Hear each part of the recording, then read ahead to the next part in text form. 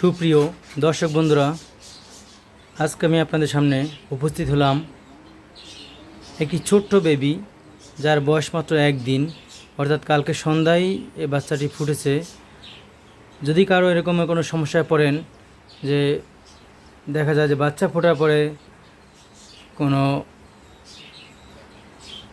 পায়রা অথবা পায়রি, অর্থাৎ এই বাচ্চার বাবা অথবা মা যদি কোনো অ্যাক্সিডেন্ট হয় বা কোনো মারা যায়, অথবা যদি এরকম হয় অনেকগুলো বাচ্চা, যে কোনো একটা বাচ্চা একবারে ছোট রয়েছে যেটাকে ওর বাবা মা খাওয়ায় না, এরকম যদি অবস্থায় পড়েন, তাহলে সেক্ষেত্রে এইরকম একদিন বা 2 দিনের বাচ্চাকে কীভাবে আপনি খাওয়াবেন সেই বিষয়টি আজকে আমি দেখাবো। আশা করি সম্পূর্ণ ভিডিওটি আপনারা না টেনেই দেখবেন। যারা আমার চ্যানেলে নতুন আছেন তারা আমার চ্যানেলটি সাবস্ক্রাইব করে নেবেন, এবং যারা আগে থেকেই সাবস্ক্রাইব করে আছেন তারা আমার চ্যানেলে লাইক এবং কমেন্টের মাধ্যমে ভালো মন্দ জানাবেন। তাহলে বাজিগারের বাচ্চা মাত্র একদিন বয়স, সেই একদিন বয়সের বাচ্চাকে আমি কীভাবে হ্যান্ড ফিডিং করাই সেই প্রক্রিয়া আমি আজকে আপনাদের দেখাবো। আশা করি এই ভিডিওটি দেখার মাধ্যমে আপনারাও চাইলে এরকমের একদিন বা 2 দিনের বাচ্চা, সে যে কোনো পাখির বাচ্চাই হোক, আপনারাও হ্যান্ড ফিডিং করাতে পারবেন। দেখুন এই বাচ্চাটা কিন্তু একবারে অনেক ছোট, এটা আমি জুম করে অনেক বড় করে দেখিয়েছি, যার কারণে দেখা যায় মনে হয় যেন অনেক বড়, কিন্তু আপনি যখন দূর থেকে বা এটা যদি সরাসরি দেখেন দেখবেন একবারে অনেক ছোট, মাত্র ডিম থেকে বের হয়েছে। সেই বাচ্চাটি আমি কীভাবে খাওয়াই দেখুন। এই রকমের ছোটো বাচ্চাকে যখন আপনি হ্যান্ড ফিডিংয়ের মাধ্যমে বড় করে তুলতে চান, সেক্ষেত্রে আপনাকে অনেক বিষয়ই খেয়াল রাখতে হবে। প্রথমত হলো বাচ্চাটিকে যাতে ঠান্ডা না লাগে, এই জন্য আপনি দেখুন আমার যে একটা কাপড় মোটামুটি যাতে গরম লাগে সেরকম এরকম কাপড় দিয়ে আমি রেখে দিই। এই ঢেকে রেখে দেওয়ার কারণে হলো ওর মোটামুটি একটু গরম থাকে। যদিও এখন গরম আবহাওয়ার কারণে এতেই চলবে, কোনো সমস্যা হবে না, কিন্তু যদি শীতের সময় হয় তাহলে কিন্তু অবশ্যই হিটিংয়ের ব্যবস্থা করতে হবে, ওকে তাপ দেওয়ার ব্যবস্থা রাখতে হবে। এখন গরম আবহাওয়া যার কারণে আমি এরকম কাপড় দিয়ে ঢেকে রাখি, তাতেই আশা করি আল্লাহর রহমতে ঠিক থাকবে এবং ঠিক আছে। কালকে থেকে এখন পর্যন্ত সম্পূর্ণ সুস্থ। হয়ে দেখুন ওরা দাঁড়াতে চায়। কালকে যখন ফুটছিল তখন কিন্তু দাঁড়াতেও পারিনি, মানে কাত হয়েই শুয়ে রয়েছে, কারণ মাত্র ডিম থেকে বের হওয়ার পরে যেটা হয় একদিনের মধ্যে মোটামুটি একটু কিন্তু বাড়ছেও কালকের চেয়ে, কালকে যেটুকু ছিল। তাহলে তখন আমার সময় ছিল না, যার কারণে আমি ওটা ভিডিও ধারণ করতে পারিনি, নাহলে তো ফোটার পরবর্তীতেই কীভাবে আমি খাওয়াইছি সেটাও দেখাতে পারতাম। তাহলে একদিন বয়সের বাচ্চাকে আমি কীভাবে খাওয়াই দেখুন। এই বাচ্চাটি আল্লাহর রহমতে সম্পূর্ণ সুস্থ সবল রয়েছে।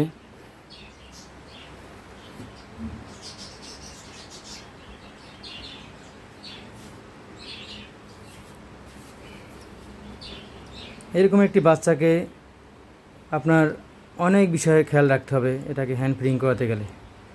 তার কারণ এই দেখুন আমি যে আর 1 ঘন্টা আগে খাওয়াইছি তাও একটুখানি খাবার রয়েছে, যেটুকু খাওয়াইছিলাম অর্ধেক হজম করেছে আর অর্ধেক এখন রয়েছে। তাহলে এরকম বাচ্চাকে আপনার হ্যান্ড ফিডিং করতে গেলে যে বিষয়গুলো খেয়াল রাখতে হবে,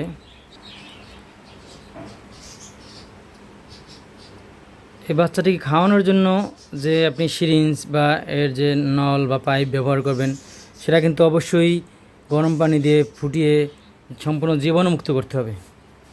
এটা সম্পূর্ণ যখন জীবাণুমুক্ত হবে তারপরই একবারে পাতলা করে আপনি হ্যান্ড ফিডিংটা গুলবেন। হ্যান্ড ফিডিং কীভাবে আপনি গুলবেন বা কীভাবে এটা প্রস্তুত করবেন সেটা আমি একটা ভিডিও দেওয়া আছে আমার এই ব্যাপারে। তাহলে যখন অনেক পাতলা করে এই হ্যান্ড ফিডিংটা তৈরি করবেন, এরপরে হাতও ভালো করে সাবান দিয়ে বা ডিটারজেন্ট দিয়ে হাত সম্পূর্ণ পরিষ্কার করে এরপরে আপনি কীভাবে একে খাওয়াবেন বা কীভাবে মুখে দেবেন সেই প্রণালীটা এখন আমি আপনাদের দেখাবো। সাধারণত যখন কোনো পাখি, আপনারা সরাসরি দেখছেন কিনা বলতে পারবো না, যে বাজরিগার হোক অথবা লাভবার্ড হোক অথবা ককাটেলি হোক, যখন এরকমের ছোটো বাচ্চাকে খাওয়ায় ওরা কিন্তু এরকম চিৎ করে শোয়াই নেয়, অর্থাৎ বাচ্চাকে আগে এইভাবে শোয়ায়ে তারপরে আপনার প্রসেসিংয়ে যেতে হবে। তাহলে কি করবেন, সিরিঞ্জটা দেখবেন, এই যে সিরিঞ্জটা চাপ দিয়ে দেখবেন মাথাটায় খাবার আসছে কিনা। যখন এইভাবে খাবারটা আসলো ভালো করে খেয়াল করে দেখবেন, যখন মাথাটা এইভাবে আসছে, এখন ওর মুখটা ফাঁক করে মুখের ভিতরে দিয়ে আপনি একটু টিপ দেবেন ছোট করে,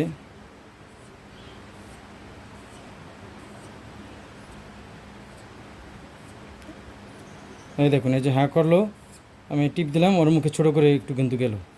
এই দেখবেন এখনও গিলতেছে,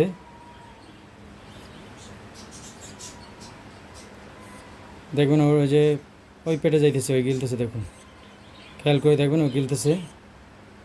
দিয়ে দিলাম একবার, এরকম করে দেখবেন ওর পেটে যতক্ষণে মোটামুটি অর্ধেক পরিমাণ ভরে আসবে তখন খাবার আবার বন্ধ করবেন। দেখুন আমি আবার দেখাইতেছি।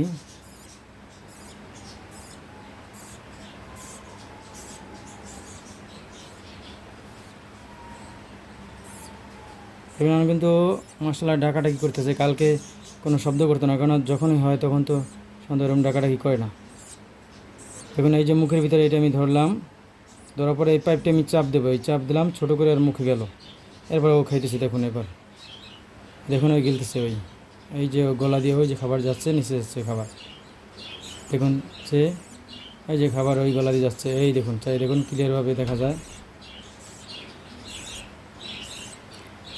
এবার দেখুন আমি আবার একটু চাপ দিয়ে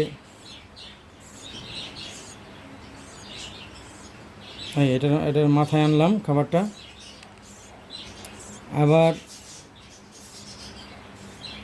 আবার ওর মুখের ভিতরে আবার এটা ধরে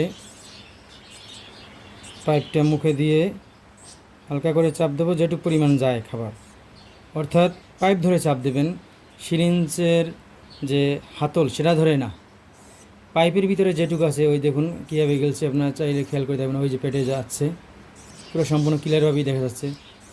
আর একবার দেখাই, আমার মোটামুটি ওর খাবার অলরেডি পেট ভরে গেছে, আপনাদের দেখানোর জন্য আর একবার ওকে খাওয়াই যায়, তাতে অত বেশি হবে না। এই দেখুন এইটা ঠোঁটটা এরকম একটু ফাঁক করে ঠোঁটের সামনেই রেখে এরকম করে চাপ দেবেন, আর মুখে খাবারটা যাবে। এই দেখুন দেখুন ওই যে খাবার খেতেছে, ওই যে চলে গেল, এই যে পেটের ভিতরে খাবারটা চলে গেল। তাহলে ওর ঠোঁটে একটু লেগে ঠেকে থাকলে সেগুলো মুছে দেবেন, এগুলো শক্ত হয়ে আর অস্বস্তি বোধ হবে। অর্থাৎ ওর বাবা মা যেভাবে ওকে যত্ন নিতে, তার চেয়েও বেশি যত্ন নিতে হবে, কেননা একটা বাচ্চার বাবা মা যেভাবে ওর প্রতি খেয়াল রাখে বা যেভাবে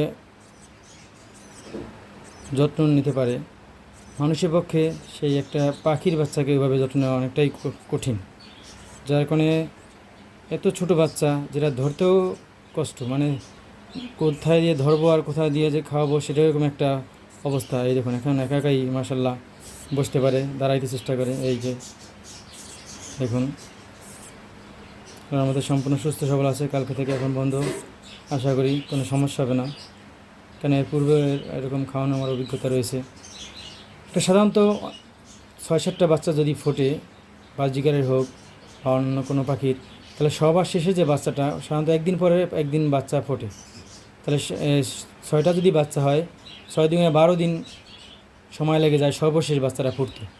12 দিন আগের বাচ্চারা যতদূর বড় থাকে, আর 12 দিন পরে বাচ্চারা অপেক্ষাকৃত ততটাই দুর্বল থাকে, যার কারণে সেই ছোটো বাচ্চাটাকে খাওয়ানোর মতো যে ধৈর্য সেই বাবা বা মায়ের অতটা থাকে না, তার কারণ বড়গুলো আগে আগে মুখ পেতে তারা খাবার নিয়ে নেয়, আর ছোট যে বাচ্চাটা সেটা ফাঁকে পড়ে থাকে, ওরা না খাওয়াতে অনেক সময় দেখা যায় এরকম ধরনের বাচ্চা, শেষের বাচ্চাটা মারাও যায় দুর্বল হতে হতে। এই ক্ষেত্রে সর্বশেষ যে বাচ্চাটা, এটা চাইলে আপনারা এইভাবে হ্যান্ড ফিডিং করানোর মাধ্যমে সম্পূর্ণ বড় করতে পারেন। আর যদি এরকম হয় যে কারণ নতুন পাখি হয়, যে প্রথমবারের মতো ডিম বাচ্চা করছে, অনেক সময় সে পাখিতেও বাচ্চাকে খাওয়ানো বোঝে না বা খাওয়াতে পারে না বা খাওয়াতে চায় না, সেক্ষেত্রে আপনারা এগুলো হ্যান্ড ফিডিং করাতে পারেন। তাহলে যে কোনোভাবেই প্রয়োজনীয় হোক, আপনারা চাইলে হ্যান্ড ফিডিং করাতে গেলে আমি যে নিয়মটা বললাম, তাহলে আমি আর একটু দেখাই। এই দেখুন এই মাথাটা যখন আমি টিপ দেব, টিপ দিলে একটু পরিমাণ খাবার আসবে, এই দেখুন এটুকুই ওর মুখে যাবে, আর একটু মুখে যাওয়ার মাধ্যমে এটুকুই ও খাবে। তাহলে আপনারা এরকম, এই যে আমি ছেড়ে দিলাম, ভিতরে চলে গেলো, এই আবার চিপ দিলাম, এই সামনে আসলো, এইভাবে